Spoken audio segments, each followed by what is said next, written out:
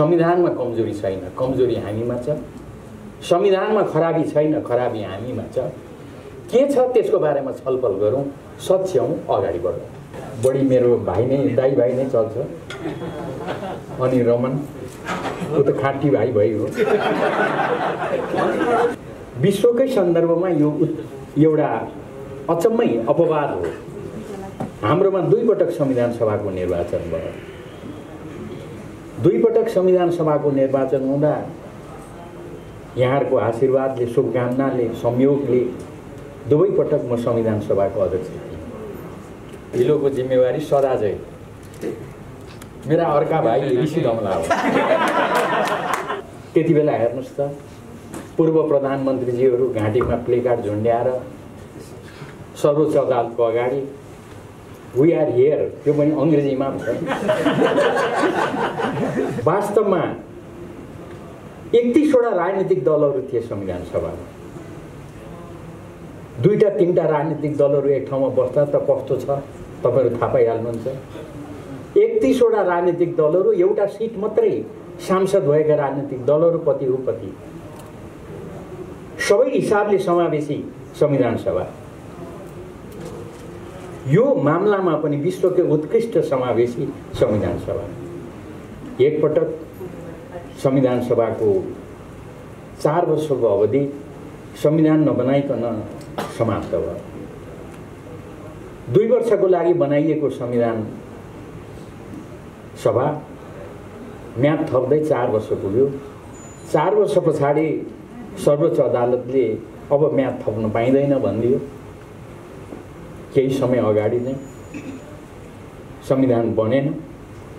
थुप्रै उपलब्धिहरू भयो तर संविधान भने बनेन।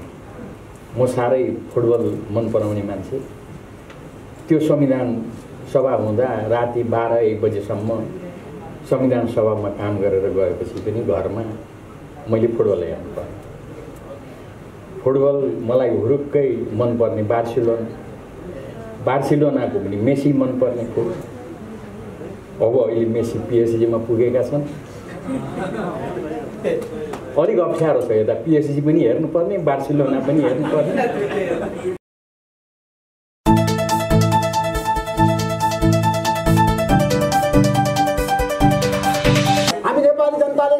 लडेर ल्याएको संविधानबाट आएको संविधानको बारेमा व्याख्या गरिदिनु हुनको लागि सुभाष चन्द्र नेवाङज्यू संविधान सभाका अध्यक्षज्यूलाई म विनम्र आग्रह गर्न चाहन्छु। सुभाष चन्द्र नेवाङज्यू। यो रेडियो नेटवर्कको 5औं वार्षिकोत्सव समारोह, यस कार्यक्रमका सभापति महोदय, नेटवर्क परिवार, कार्यक्रममा उपस्थित आदरणीय रामचन्द्र पौडेलजी, मेरा 2 जना अन्य मित्रहरू, बढी मेरो भाइ नै, दाइ भाइ नै चल्छ। अनि रमन ऊ त खाटी भाइ भयो। र लामो समयदेखि यहाँ उपस्थित सम्पूर्ण मित्रहरू, सञ्चारकर्मी साथीहरू, म सबभन्दा पहिले, तर यो सम्पूर्ण ढिलोको जिम्मेवारी सदा चाहिँ मेरा अर्का भाइ ऋषि गमला हो। अघि म आउँदै गर्दा रमन भाइले ऋषि भाइको मैले खुसुक्क सोधेछु, यो ऋषिको प्रशस्ति चलिरहेको हो भनेर। उहाँको बारेमा धुमधाम गुणगान गाउँदै हुनुहुन्थ्यो रमन भाइले। आजको पनि यसको लागि पुरै जिम्मेवार उहाँ हो। उहाँको दिउँसो के कार्यक्रम थियो, आज असोज 3 गते त्यस्तै पर्यो। हाम्रो अहिले पार्टीहरूको आफ्ना महत्त्वपूर्ण कार्यक्रमहरू छन्, बैठकहरू छन्। आज हाम्रो जग्गातिर संविधान दिवस पनि मनाउँ। सँगसँगै तुलसीलाल प्रतिष्ठानमा हाम्रो स्थायी कमिटीको बैठक पनि 1 बजेदेखि। ऋषि हो, उसले कार्यक्रम थपक्क राखेर मैले यति बजे राखेको छु, आउनु पर्यो भने मैले यो चाहिँ कार्यक्रम म भन्दिनँ है, मेरो त स्थायी कमिटी छ भने। त्यसपछि उसले कता कता बुझे 4 बजे चाहिँ सिद्धिन्छ भनेर 4 बजे राखेछ। त्यो मलाई सोधेर राखेको होइन। अनि हाम्रो स्थायी कमिटी त यति बेला त राति 8 बजे जान सक्छ भने साँच्चै नै 8 बजे जान्थ्यो आज। तर त्यहाँ विभिन्न कारणले आज वक्ताहरू क्रम टुङ्गिएपछि त्यसो भए ल भोलिलाई बैठक भनेर उठ्दाखेरि अब चाहिँ जानै पर्यो, ऋषिकोमा आउनु पर्यो। फेरि थाहा छँदैछ तपाईँले, ऋषिको फोन आएकै म त तपाईँको सबैभन्दा प्रिय मान्छे भन्छ नि। यो देशमा सबैको प्रिय ऋषि हो। अब ताल देखिहाल्नु भएन। साह्रै हेरविचार गरेको जस्तो गरेर के खाने भन्यो। मैले ठिक छ त धेरै बोक गलियो, चिनी नहालेको दुध कफी खाउन भने दुध कफी ल्याइ पनि दियो। अगाडि राखेर खान पाएको छैन, यहाँ बोल्न आउनु पर्यो।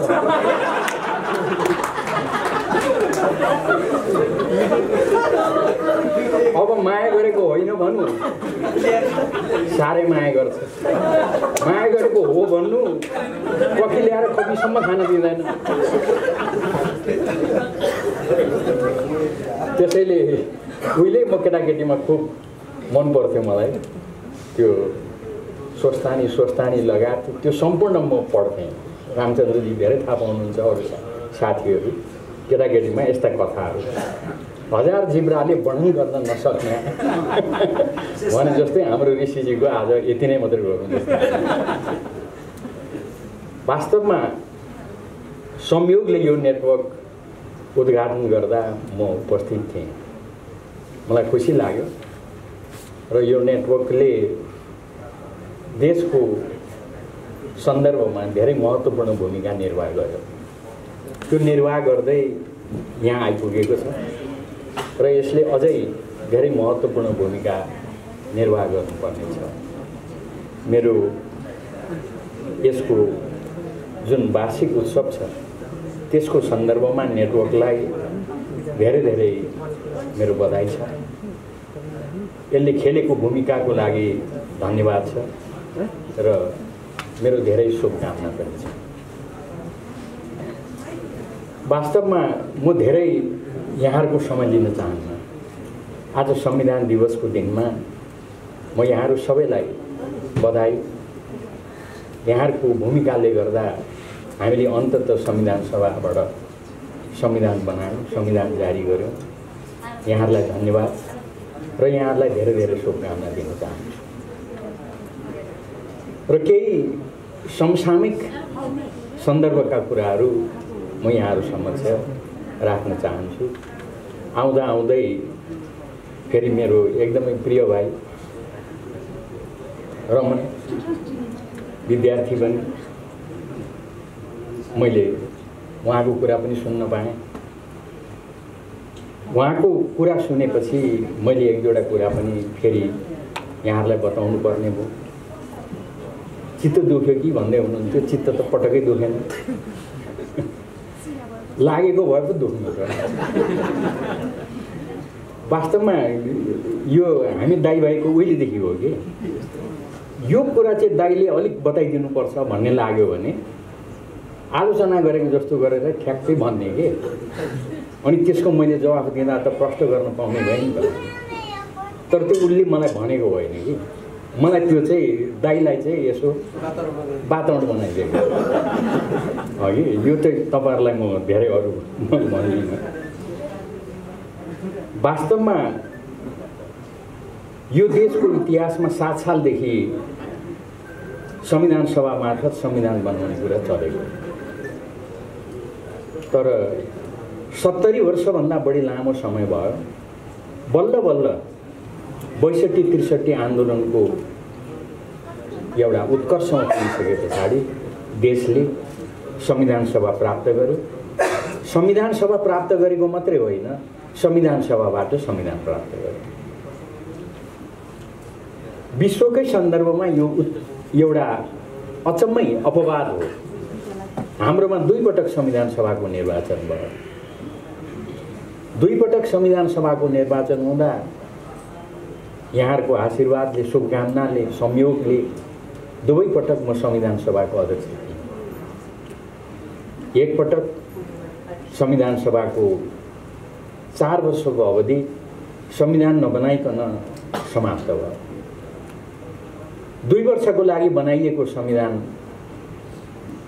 सभा म्याद थप्दै 4 वर्ष पुग्यो।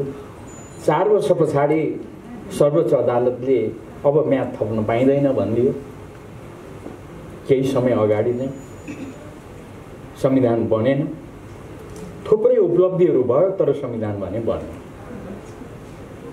अनि म ठट्टा गर्दै भन्ने गर्छु, म साह्रै फुटबल मन पराउने मान्छे। त्यो संविधान सभा हुँदा राति 12-1 बजेसम्म संविधान सभामा काम गरेर गएपछि पनि घरमा मैले फुटबल हेर्नु पर्यो। फुटबल मलाई हुरुक्कै मनपर्ने बार्सिलोनाको पनि मेसी मनपर्ने खुब।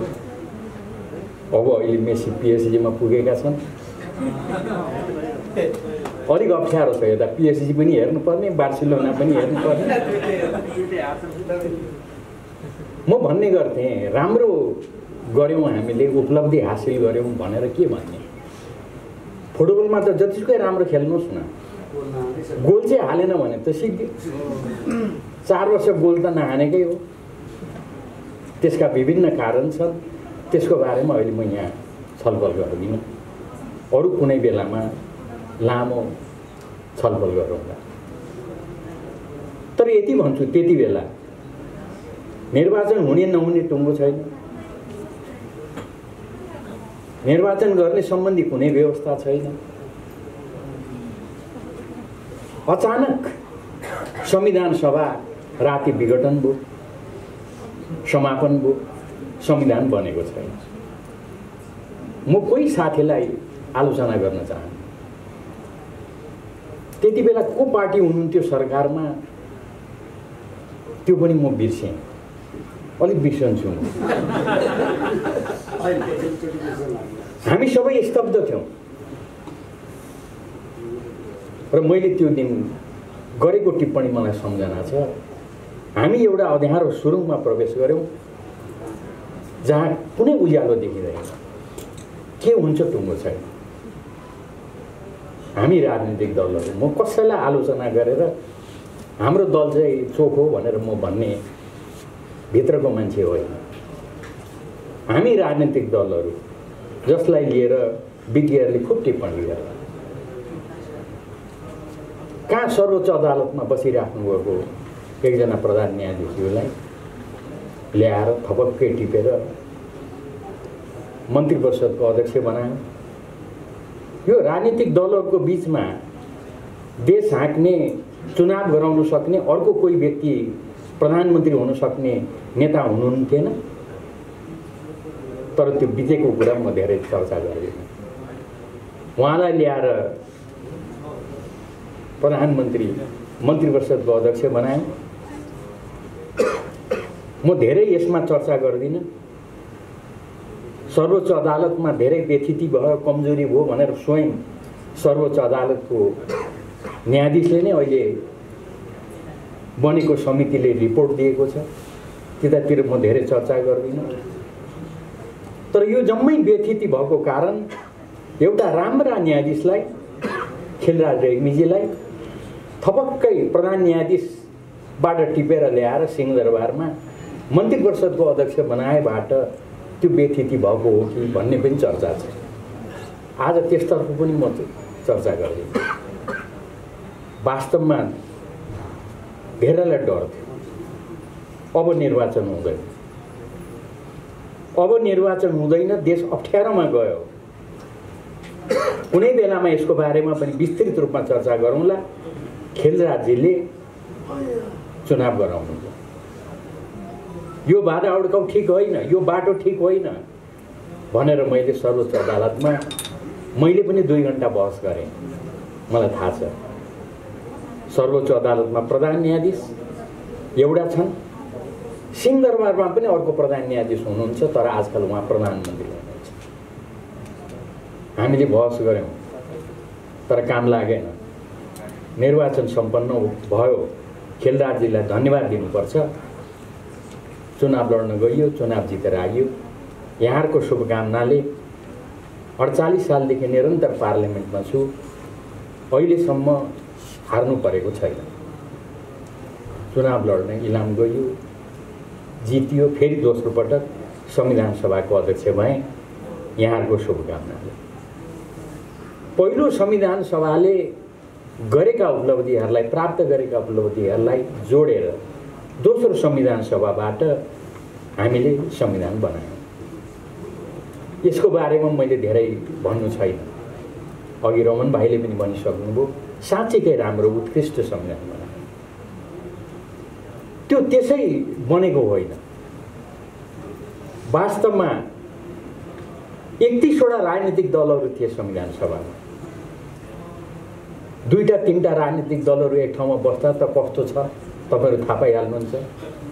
31वटा राजनीतिक दलहरू, एउटा सिट मात्रै सांसद भएका राजनीतिक दलहरू कति हो कति, सबै हिसाबले समावेशी संविधान सभा। यो मामलामा पनि विश्वकै उत्कृष्ट समावेशी संविधान सभा। निरंकुश पञ्चायती व्यवस्थामा काम गरेका साथीहरू पनि छन्। निरंकुश पञ्चायती व्यवस्थाको विरुद्धमा लडेका नेपाली कांग्रेस छ, नेपाली कांग्रेसका नेताहरू हुनुहुन्छ। निरंकुश पञ्चायती व्यवस्थाको विरुद्धमा लडेका नेकपा एमालेसँग सम्बद्ध साथीभाइहरू पनि छन्। हामी सबै छौँ। अनि अरू राजनीतिक दलहरू, तराई, मधेस, दलित, जनजाति, थुप्रै, महिला, सबै हिसाबले समावेशी संविधान सभा। त्यो संविधान सभाले सहभागितामूलक ढङ्गले सबै काम शून्यबाट सुरु गरेर विधेयक समेत पनि आफैले बनाएर अनि अन्तिममा 2 पटक जनताको बीचमा गएर संविधान सभाले संविधान निर्माण गर्यो। 70 वर्षसम्ममा नभएको कुरा, जनताको चाहना र भावना हामीले पूरा गर्यौँ। कसरी बन्यो म लामो त्यतातिर जान्न। कुनै दिनमा समय भएछ भने थुप्रै कुराहरू छन् छलफल गर्ने। यहाँहरूसँग बसेर आफ्ना अनुभवहरू सेयर गरौँला। आज यति भन्छु, यी राजनीतिक दलहरूले, त्यसैले म बारम्बार भन्ने गर्छु, कमी कमजोरीका बावजुद हामी दलहरूको खूब आलोचना हुन्छ, दलका नेताहरूको खूब आलोचना हुन्छ। अब मेरो भाइले त गुरु भन्दै छोडेन नि, त्यसलाई म अचम्म मान्दिनँ। हामी छौँ नै त्यस्तो क्षेत्रमा। मैले त्यो क्रिमिनल ल भन्दाखेरि, क्रिमिनल ल पढाउँदै गर्दाखेरि सम्झेको कुरा भन्नुहोस् त, तपाईँ सबैका सबै तपाईँ हामी यहाँनिर गीत गाउँछौँ, मलाई विश्वास छ। बाथरुम सिङ्गर, किचन सिङ्गर, तर किचन र बाथरुममा मात्रै गाउनुभयो भने कसैले टिप्पणी गर्दैन, तर साथ बोल्नु भयो। त्यो कुरा संविधानमा हामीले लेखेका छौँ। त्यही भएर त्यति बेला हेर्नुहोस् त, पूर्व प्रधानमन्त्रीजीहरू घाँटीमा प्लेकार्ड झुन्ड्याएर सर्वोच्च अदालतको अगाडि वी आर हियर, त्यो पनि अङ्ग्रेजीमा छ।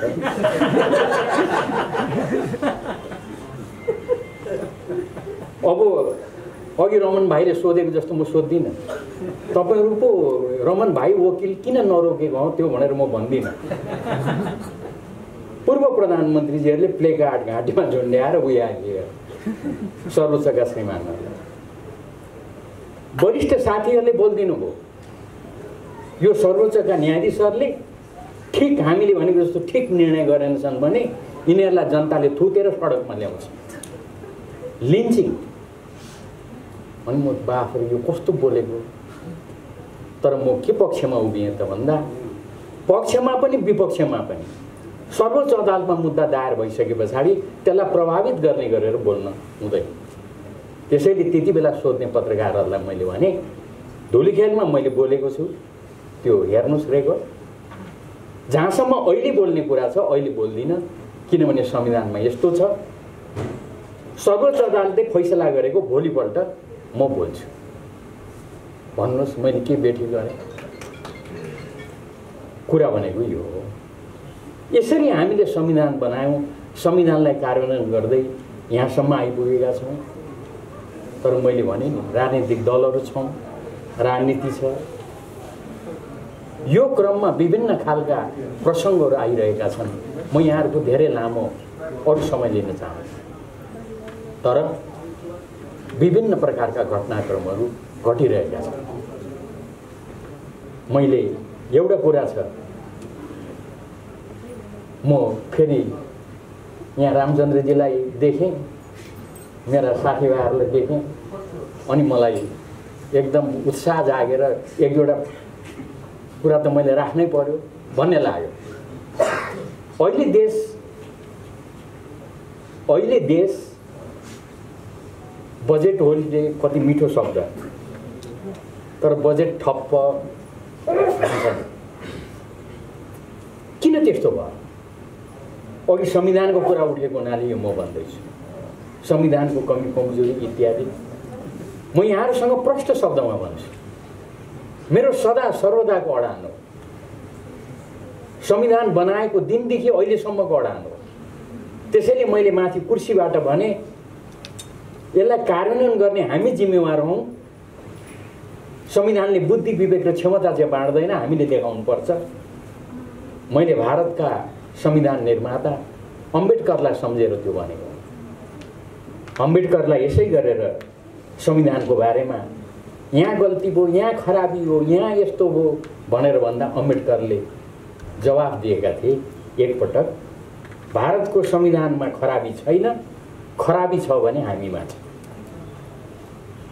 ठ्याक्कै मैले पनि यहाँनिर भने हामीले राम्रो संविधान बनाएका छौँ, समझदारीको दस्तावेज बनाएका छौँ, त्यसमा कमी कमजोरी छैन, तर त्यसलाई समय सापेक्ष परिमार्जन गर्दै लैजानुपर्छ। 47 को संविधान थियो नि, संशोधनको कुरा उठ्दा कसले पो हो हामीले भनिपठायौँ 60 वर्षसम्म कमाएर फुल स्टप, यसमा परिवर्तन हुँदैन। जनताले संशोधन होइन संविधान नै उल्टाइदियो। त्यसैले अहिले हामीले राम्रो गरेका छौँ, लचिलो संविधान बनाएको छ। जनताको मन जित्नुहोस्, जनताको मन जित्नुहोस्, संसदमा पुग्नुहोस्, के परिवर्तन गर्नुपर्छ परिवर्तन गर्नुहोस्। अब परिवर्तन गर्न, परिमार्जन गर्न सजिलो छ। आन्दोलन गर्नको लागि जनताको मा गएर फेरि आन्दोलन गर्नु पर्दैन कुनै पनि परिवर्तनको लागि। अब जनताको मन जिते हुन्छ, आशीर्वाद लिए हुन्छ। यो ढङ्गले हामी यो संविधानलाई लिइरहेका छौँ। संविधानमा कमजोरी छैन, कमजोरी हामीमा छ। संविधानमा खराबी छैन, खराबी हामीमा छ। के छ त्यसको बारेमा छलफल गरौँ, सच्याउँ, अगाडि बढौँ। वास्तवमा अरू धेरै म समय लिन्न।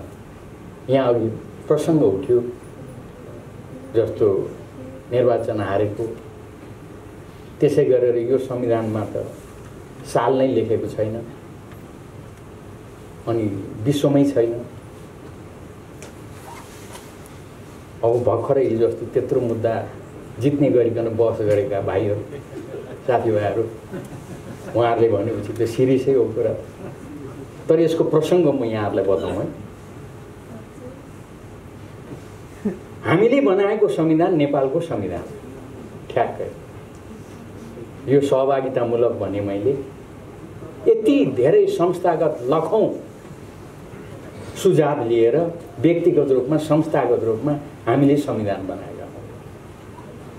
त्यही मैले घरिघरि भन्दैछु, कुनै पनि बेला अरू बेलामा अलिक लामो छलफल गरौँला आनन्दसँग।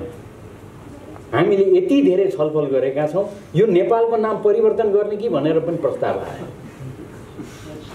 यो राष्ट्रिय झन्डा तिनकुने झन्डा, यो कुन चाहिँ हिन्दू मन्दिरको, यो सामन्ती राजाको यो सूर्य चिन्ह चन्द्रमा भनेर प्रश्न उठ्यो। छलफल गर्दा गर्दा गर्दा कसले पो राख्नुभयो बिर्सेँ मैले। त्यो चाहिँ छलफल चाहिँ भएकै हो, कैयौँ दिन छलफलको। हामीहरूले आखिरमा चन्द्रवंशी र सूर्यवंशी होइन, जबसम्म आकाशमा चन्द्रमा र सूर्य रहन्छ त्यति बेलासम्म नेपालको अस्तित्वलाई कसैले पनि चुनौती दिन सक्दैन। यसलाई यसो भनेर व्याख्या गरौँ न भनेर हामीले राष्ट्रिय झन्डा यो राम्रो भनेर पास गर्यौँ। नेपाल यही सुन्दर नाम हो भनेर पास गर्यौँ। त्यति धेरै सहभागितामूलक ढङ्गले हामीले यो संविधान बनाएको हो। सेनादेखि, प्रहरीदेखि, वकिल, पत्रकारदेखि, न्यायाधीशहरूदेखि राउतेसम्मले त्यति बेला संविधान सभालाई आएर सुझाव दिएका छन्। राउतेको राजाको नेतृत्वमा आएको त्यो राउतेहरूको टोली मलाई हिजो अस्ति जस्तो लाग्छ। झलझली सिंहदरबारमा आएर भेटेर मलाई उनीहरूले आफ्नो सुझाव दिए। के दिए थाहा छ? हामी त जङ्गल जङ्गल हिँड्ने, त्यो तिम्रो संविधानमा राउतेहरूलाई जङ्गल जङ्गल घुम्ने अधिकार हुन्छ भनेर लेख।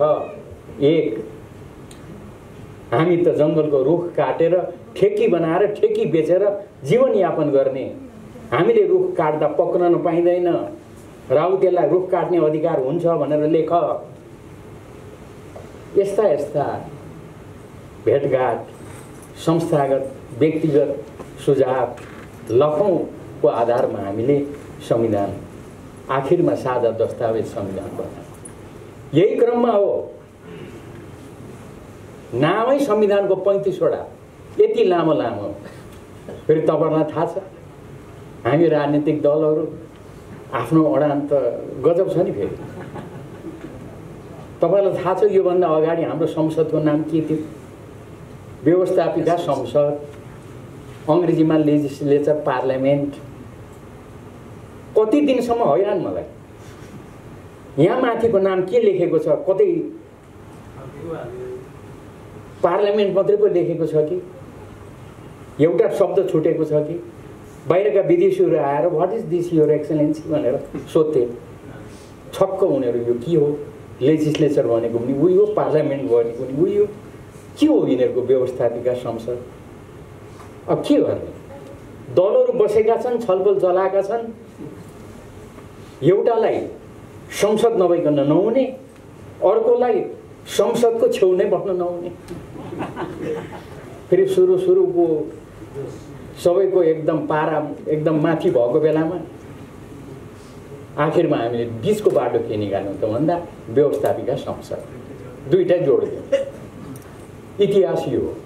यही बेलामा डेलिगेसन आयो 4वटा, 5वटा, 6वटा, कोही इस्वी सम्मत राख्नुपर्छ भन्ने अघि रमन भाइले महत्त्वपूर्ण प्रश्न उठाउनु भएको छ। कोही इस्वी सम्मत लेख्नुपर्छ भन्ने, कोही होइन विक्रम सम्मत गर्नुपर्छ भन्ने, कोही होइन नेपाल सम्मत गर्नुपर्छ भन्ने, कोही होइन यसले सम्मत राख्नुपर्छ भन्ने। अनि के गर्ने? समावेशी पनि गर्नु पर्यो। यो देशका सबै जाति, भाषा, धर्म, संस्कृतिका जनताको एउटा साझा संविधान बनाउनु पर्ने। अनि हामीले यसो हेरौँ, हाम्रो रमन भाइ आजकल यहाँ छिमेकीको संविधान चाहिँ हेर्न छोड्नुभयो कि के हो भने? छिमेकीको संविधानको नाम चाहिँ भारतको संविधान छ, कन्स्टिट्युसन अफ इन्डिया, हाम्रै जस्तो। सारा संसार चार्दा अनि ओहो नेपालको संविधान मात्रै छोटो लेखौँ। त्यसो भएपछि त 2072 पनि लेख्नु परेन, इस्वी पनि लेख्नु परेन, विक्रम पनि लेख्नु परेन। समावेशी नाम जुराउँदा यो भएको। यसरी हामीले नेपालको संविधान लेख्यौँ। त्यसैले नेपालको संविधान 2072 मा जारी भएको हो। त्यसलाई नेपालको संविधान 2072 भन्नुभयो भने चाहिँ गलत हुन्छ। इतिहास यो यसरी त्यो बन्यो। यो संविधानका अक्षर अक्षरमा एउटा पृष्ठभूमि छ, एउटा इतिहास। त्यसकारणले गर्दा कुनै बेलामा एकपटक बसेर अलिक लामो छलफल गरेर यस्तो कार्यक्रम गर्दा हामी एउटा राम्रो निष्कर्षमा पुग्छौँ। अर्को रमन भाइले भनेको हारेको मान्छे एकदम ठिक भन्नुभयो। हामीले आफ्नो अनुभवलाई आधार बनाएर सबै कुरा हामीले संविधानमा व्यवस्थित गर्न खोजेका छौँ। अझै एउटा कुरा चाहिँ मैले भन्नै पर्ने छ, त्यो रमन भाइलाई थाहा छैन। धेरै पछि थाहा पाएछन् साथीभाइहरूले, नेताहरूले। संविधानमा चाहिँ अब सबैले सबै त पढ्दैनन्। निर्वाचन हारेको मान्छे त्यो कार्यकालभरि प्रतिनिधि सभाको 5 वर्षको कार्यकाल हुन्छ। त्यो प्रतिनिधि सभाको चुनाव हार्यो भने त्यो कार्यकालभरि चुनाव हारेको मान्छे मन्त्री बन्न पाइँदैन। प्रष्ट छ, त्यो मान्छे छेकेकै हो। किनभने विगतमा हारेको मान्छेहरू मन्त्री भएको उदाहरणहरू आए, प्रधानमन्त्री भएको त्यस्ता कुराहरू आए। मैले भरे फेरि प्रधानमन्त्री भएको भन्दा आफ्नै मान्छे पर्ला कि भनेर तपाईँहरूले बुझिहाल्नुभयो। साथीहरू थपक्क बिर्सियो भनेर हामीले त्यो लेखेकै हो। त्यस कारणले गर्दाखेरि त्यो प्रष्ट उद्देश्यका साथ हामीले त्यो व्यवस्था राखेका छौँ। यस्ता धेरै अनुभवमा आधारित भएर संविधानको व्यवस्था गरेका छौँ र अब अन्तिममा मैले टुङ्ग्याएँ, यसलाई अनुभवमा आधारित भएर कमी कमजोरीहरूलाई सच्याउँदै अगाडि बढ्नुपर्छ। यो संविधान अब सबैको लागि सर्वस्वीकार्य भयो, तर असन्तुष्टिहरू छन्। सर्वस्वीकार्य भयो तर असन्तुष्टिहरू छन्। त्यो असन्तुष्टिहरूलाई समय सापेक्ष परिमार्जन गर्दै अगाडि बढ्न पर्छ। जाँदा जाँदै अन्तिममा एउटा कुरा म जोड्छु। आज संविधान दिवसको दिनमा बिहानै उठेको सरकारले मेडल बाँडेछ। आफ्नो सरकार मेडल बाँडेछ धुमधाम। त्यो मेडल बाँड्दा पनि त्यो गाउँघरमा भनाइ छ नि, पारी चितुवा कराए वारी सिँगारी हराए। हिजो राति त पारी खोला पारी त चितुवा बनाउँदै थियो। यसो बिहान उठेर हेरेको त खोरमा त सिँगारी खसी त छैन। पक्कै त्यो चितुवाले लगेछ भने जस्तै नि, त्यस्तै हुन्छ कि भनेर मैले साथीभाइहरूलाई यसो खुसुक्क सुझाव हो म छेउमा पनि कोट्याएर दिँदै भन्दै थिएँ। अहिले पनि यो अन्तिममा जाने बेलामा भन्दैछु। त्यो त गजब हो नि त। केपी ओली प्रधानमन्त्रीलाई प्रधानमन्त्रीबाट हटाउनको लागि मुद्दा पर्यो, केही भएन। मुद्दा पर्छ, मुद्दा परेपछि हार हुन्छ जित हुन्छ, त्यो पनि केही भएन। कहिले कतापट्टि कहिले कतापट्टि साथीभाइहरूले बहस गर्नुहुन्छ, त्यो पनि केही भएन। त्यो हुन्छ। तर यो के भएको भनेको हामी भनिरहेछौँ, संसार मेची महाकाली सबैले भनिरहेछन् अहिलेको सरकार भनेको जनताबाट जितेर आएको होइन, जनादेशबाट होइन। जनादेशबाट आएको प्रधानमन्त्रीलाई सर्वोच्च अदालतले परमादेशबाट प्रधानमन्त्री नियुक्ति गरेको सरकार। खैर त्यो पनि केही भएन। तर त्यो परमादेशको आदेश गर्ने न्यायाधीशज्यूहरू 5 जनाले मेडल पाउनु गयो। मुद्दा गर्ने साथीभाइहरूले मेडल पाउनु गरे, कोकोहरूले म साह्रै बिर्सन्छु। त्यस कारणले गर्दाखेरि खालि मेरो के त आग्रह विनम्र हो भन्दा मलाई मेरा न्यायाधीशज्यूहरूमाथि विश्वास छ। मैले उहाँहरूमाथि प्रश्न उठाएको भए, तर यसो गर्दा पारी चितुवा र वारी सिँगारी हराएको कुरा हुन्छ कि, उहाँहरूमाथि आरोप लाग्छ कि भनेर विनम्रतापूर्वक आग्रह गर्दैछु। अहिलेसम्म उहाँहरूलाई औँला उठाउन कसैले पाउँदैन। यो सरकारले थाहा नपाएर दिदियो होला। त्यसैले म तपाईँहरूको कार्यक्रम मार्फत यो 5औं वार्षिक उत्सव जुन मनाइराख्नु भएको छ नि अघि, म ऋषि धमला मार्फत तपाईँहरू मार्फत उहाँ 5 जना न्यायाधीशज्यूहरूलाई भन्न चाहन्छु, तपाईँहरूको चाहिँ नाम त्यहाँनिर छ भने, बिहान त छ भन्ने सुनेको छु, तपाईँहरूको नाम छ भने तपाईँहरूले त्यो मेडल साह्रै विनम्रतापूर्वक अस्वीकार गरिदिनुहोस्। मेरो हार्दिक यति आग्रहका साथ म फेरि यो नेटवर्कलाई बधाई दिँदै, धन्यवाद दिँदै, शुभकामना दिँदै बिदा चाहन्छु। हवस्।